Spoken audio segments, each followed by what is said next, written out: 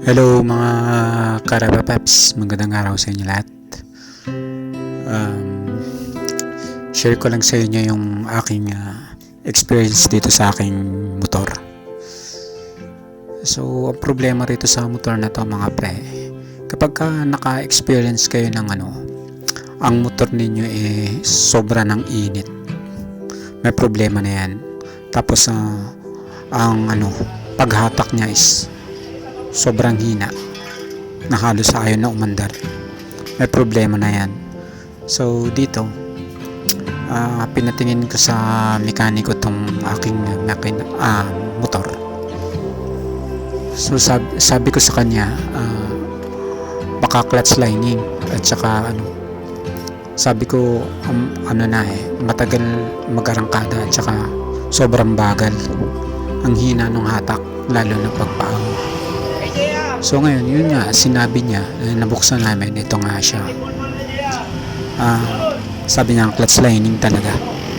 Umaalog na yung clutch lining na, tsaka yung mga lining niya dyan, yung pinakang carbon, yung lining. May tama na yung basunog, may itim.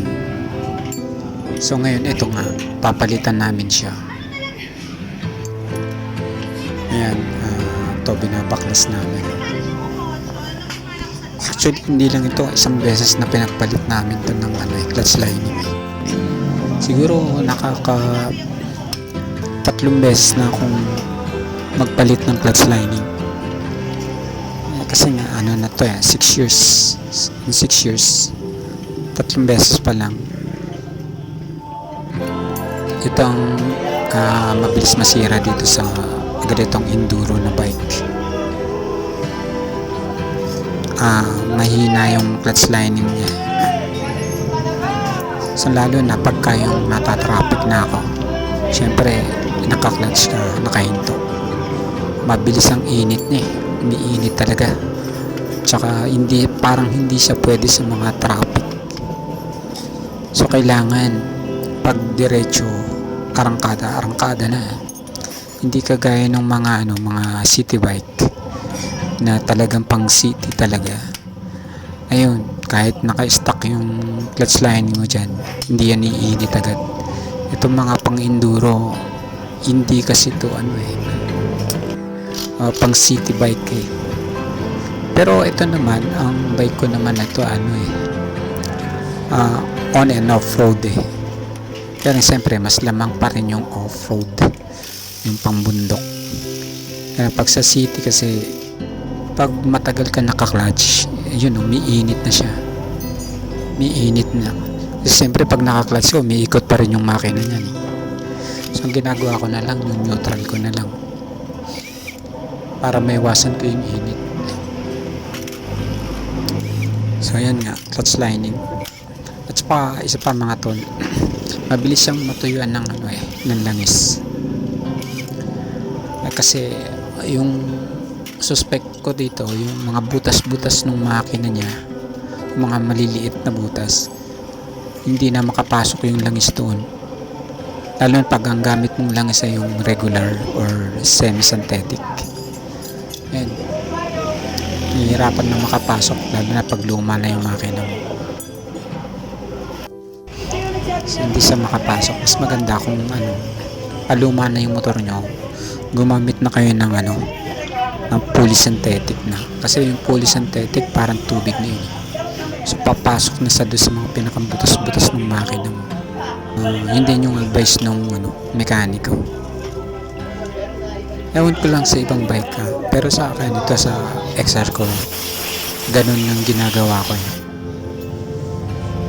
Yun, kasi ito, sabi ng mekaniko, pagka check ko raw yung motor ko, pagka masyado nang mababa yung stick ng langis, salinan ko na raw. So kasi nga ang bilis niyang matuyo, may problema na kasi ito yung pinakang niya, yung pumping niya to sa pinakang taas, puro sapal na. So hindi ko pa nga napapalinis to, kaya yung mabagal yung akyat ng langis, kaya mabilis siyang uminit. So siguro clutch lining lang muna yung papayos ko. pwede pa naman maghintay yung ano, susunod na ano ko, balik ko yung ano na, yung sa pinakang pump niya, pinakang dun sa pinakang taas. Ayos ko na siya.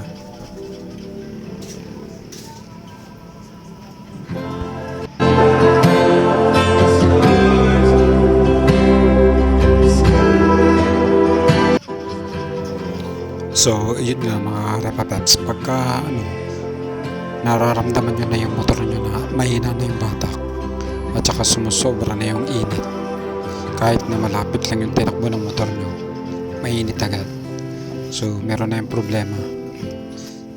Maaaring barado na yung pump nyan, hindi na umaakyat yung langis sa ibabaw, kaya mabilis na yung pag-init, tsaka yung buga ng tambucho nya maitim na. So, ibig sabihin nun, mabilis siyang nauubos yung langis na sa loob. Kaya may ilang linggo pa lang na paggamit mo na tuloy-tuloy, ma-empty na agad yung loob ng makina mo dahil nilalabas na ng tambucho yung mga sapal-sapal ng langis. Kaya nangyayari, natutuyo, kaya iinit na ngayon yung clutch lining. Yun ang unang maapektuhan dyan, masisira. Kaya pag ganun, naramdaman nyo na ganun, paggawa nyo na. Yun lang yung advice ko. Tsaka kung maglalagay kayo ng langis, siguro mga fully synthetic na. Yun lang. So hanggang dito na mga Rapapaps at magandang araw sa inyo lahat.